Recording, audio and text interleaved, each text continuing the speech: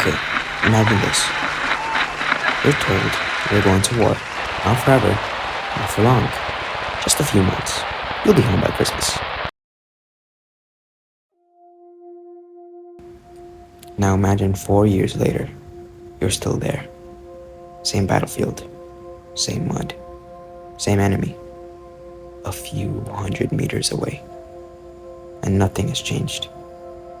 That is the Western Front in World War I. So today, I'm gonna explain why the Western Front basically turned into one massive stalemate, why millions of people died for almost no progress, and why a lot of historians look back at it and think, yeah, that was kind of pointless.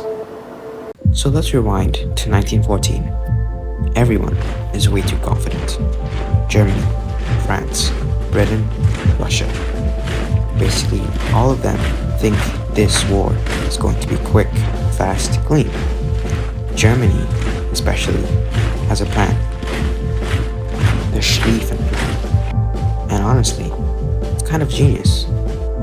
They're like, let's knock out France in a few weeks, then deal with Russia after.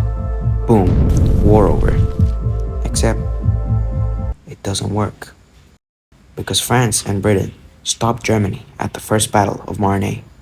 And this moment is where everything goes wrong.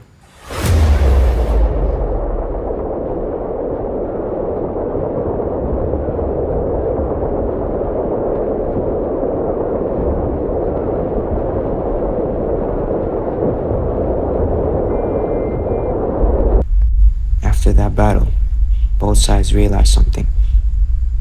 Yeah, we're not winning this quickly. So instead of retreating, they dig trenches. And not just a few.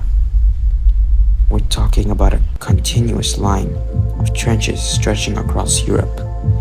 Thousands of kilometers.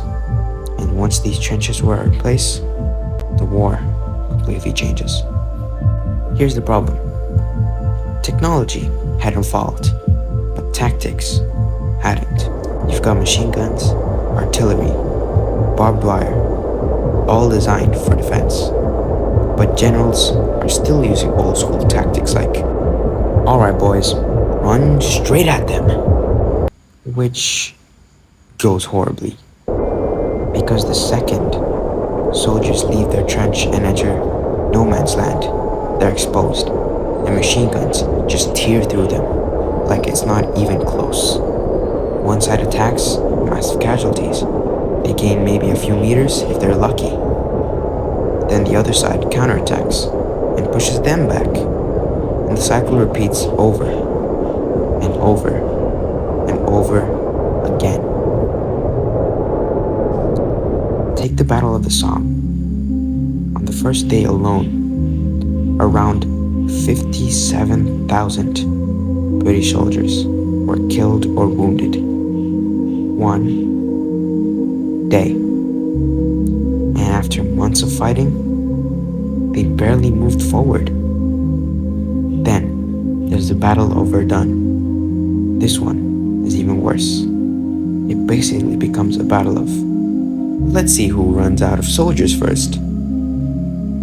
Hundreds of thousands die. In the front line, almost exactly the same. And this is where it gets really grim. Because even when soldiers weren't even fighting, they were suffering. Trenches were muddy, flooded, freezing. Rats everywhere, disease spreading. There's even something called trench foot, where your feet literally start rotting from being wet for too long. And mentally, it messed people up badly. Imagine living like that, knowing that at any moment, you might be told to climb out of the trench and run straight into gunfire. That was daily. So when people say stalemate, this is what they mean. Neither side could break through. Defense was way stronger than offense. Attacks were incredibly costly, and both sides refused to back down. So the front line just stayed there for years. Like imagine a game where both players are stuck in the same position, losing pieces constantly, but no one can actually win. That's the Western Front. Now here's the real question. Was it pointless? And this is where it kind of gets uncomfortable. Because technically, the war did end. Germany lost. Borders changed. Politics shifted. But when you look at the Western Front specifically, millions of people died for land that sometimes changed hands back and forth multiple times and ended up almost where it started. So yeah, a lot of people argue that once the war turned into trench warfare, it became less about winning and more about not losing, which meant the fighting just kept going, even when it wasn't really achieving anything meaningful. Eventually, things do change. New technology like tanks start helping break through defenses. The United States joined the war, bringing fresh troops and resources, and Germany begins to weaken. By 1918, the stalemate finally breaks, but by then, it's too late to undo the damage. And that's what makes the Western Front so tragic.